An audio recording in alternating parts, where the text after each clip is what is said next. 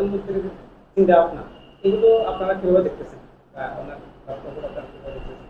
এই কথাটা হয়তো আপনার ক্যামেরার সামনে আমি আজকে বলছি, কিন্তু আমি এটা 2003 সাল থেকে বলে আসছি। 2002 সালে সৌভাগ্যক্রমে ওনার সাথে আমার খুব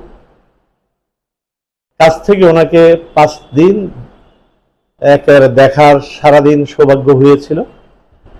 তখন থেকে আমি ওনাকে যতটুকু আমি অবলোকন করেছি, উনি ওনার মা বাবা দুইজনের যে ভালো গুণের সমন্বয়, সেই দুটোটা গুণ ওনার মধ্যে বিদ্যমান। তো বাংলাদেশের মানুষকে এই জিনিসটা বুঝতে দেওয়া হয়নি। এটা ফ্যাসিস্টবাদ হাসিনা ভালো করে বুঝতে পেরেছিল, যার কারণে হাসিনা এবং একটি আধিপত্যবাদী শক্তি ওনার বিরুদ্ধে বিভিন্ন অপপ্রচার এবং প্রপাগান্ডা মাধ্যমে ওনার বিরুদ্ধে কালিমা লেপন করার অপচেষ্টা করা হয়েছিল। এগুলি সবগুলি মিথ্যা এবং ষড়যন্ত্রমূলক।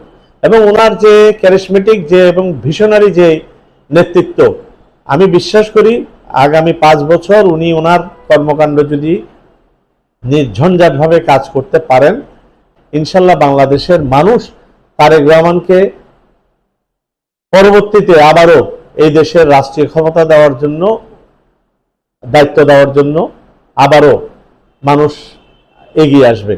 কারণ আমি অতটুকুই বিশ্বাস করি যে ওনার যে চিন্তা চেতনা, এই চিন্তা চেতনা এই বাংলাদেশের মানুষ এবং দেশের জন্য।